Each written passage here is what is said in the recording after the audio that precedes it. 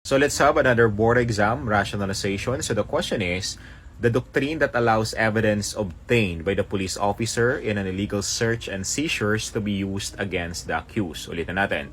Doctrine that allows evidence obtained by the police officer in an illegal search and seizures to be used against the accused. So the choices are letter A, exclusionary doctrine, letter B, Miranda ruling, letter C, fruits of the poisonous tree, and letter D, we have the silver plate. Okay, so please write or comment down your answer on the comment section. Then patapusin ninyo ang video para ma-check ninyo kung tama ba yung mga sagot ninyo. Ang first natin na eliminate dyan is letter B. We have the Miranda ruling. Kasi alam naman natin that the Miranda ruling or the Miranda law or doctrine, naka-based yan or anchored yan sa famous case or landmark case in the United States Supreme Court. Of course, kay Miranda versus Arizona kasi of course hindi siya na-inform of his constitutional rights. The right to remain silent, the right to have a competent counsel. So that's why hindi natin nasasagot ngayon sa letter B or yung Miranda ruling. Yung next natin na eliminate is letter A, the exclusionary doctrine. Pag sinabi kasi nating exclusionary doctrine, any evidence obtained by the government wherein yung evidence na yun na na-obtain is against the constitutional rights of the defendant cannot be used against him. Yan yung tinatawag natin na exclusionary doctrine.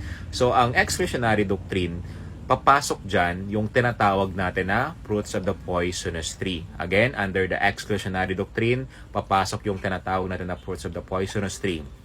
Pag sinabi natin fruits of the poisonous tree, any evidence obtained or any evidence obtained which is the product of illegal search and seizure cannot be used as evidence against the accused. Ulitin natin. Pag sinabi natin fruits of the poisonous tree, any evidence obtained or a product of illegal search and seizure is inadmissible as evidence in court or laban sa tao na yon.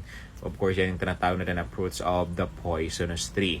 So, of course, ang ina-accept natin yung tinatawag natin it is a product or plain view. Diba? Pag sinabi natin plain view, of course, within your own vicinity, nakita mo yung mga bagay or pwedeng makonect or illegal evidence or illegal things na pwedeng connected sa kaso. Pwede mong kunin yon as long as hindi ka halongkat or hindi ka nag-open ng mga cabinet, okay, ng mga door, okay? So, hindi mo sinadya. Yun yung tinatawag natin na plain view doctrine. Pero, of course, kapag more than that, halimbawa, naghalongkat ka, nakakita ka ng mga droga, nakakita ka ng mga firearms, that is, papasok na ngayon sa fruits of the poisonous tree. Okay? Hindi na yan siya sa plain view doctrine na tinatawag natin. Again, pag sinabi natin fruits of the poisonous tree, any illegally obtained evidence is not or inadmissible as evidence in court. So, hindi yan tinatanggap totally ng korte. So, ang sagot natin dito, that is letter D, that is the silver plate rule or the silver plate doctrine. Pag sinabi natin silver plate doctrine, any evidence obtained by the police officer which is the product of illegal search and seizure, pwedeng gamitin laban sa kanya. Okay? Pwedeng gamitin laban sa kanya. Of course, it can be used against the accused. But it's up to the judge or it's up to the jury kung bibigyan yun ng value. Okay?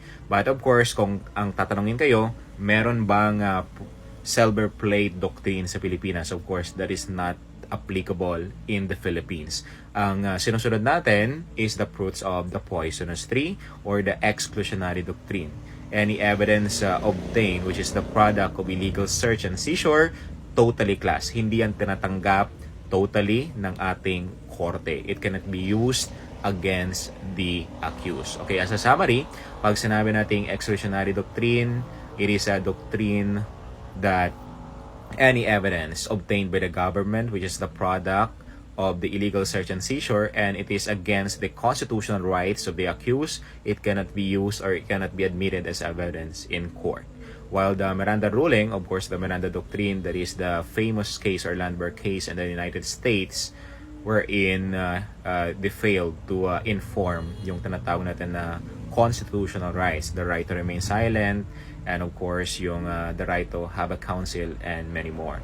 Then of course we have the fruits of the poisonous tree, any illegally obtained evidence which is the product of illegal search and seizure totally cannot be used as evidence against the accused. While ang silver plate doctrine, any evidence obtained by the police officer or it is a product of illegal search and seizure, it can be used against the accused. So that's why ang sagot natin dyan, that is letter D, silver plate doctrine or silver plate rule or silver platter doctrine.